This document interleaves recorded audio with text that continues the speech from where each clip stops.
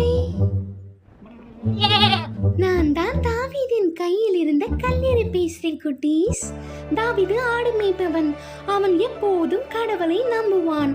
அவன் எண்ணெய் வைத்து கல்லை எறிந்து ஆடுகளை பாதுகாப்பான். போர்ல நானும் தாவீது கூட இருக்கேன்.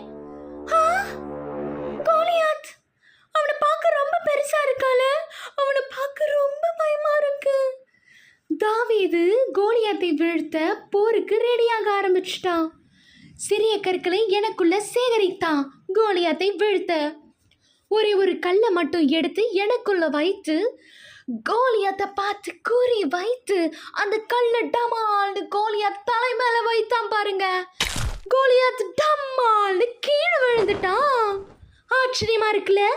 பாருங்க குட்டீஸ், அவ்வளோ பெரிய கோலியாத்தை என்ன மாதிரி சின்ன கல்லெறி மூலியமா, சின்ன தாவீது மூலியமா ஆண்டவர் கோலியாத்தை வீழ்த்திட்டாரு பாருங்க.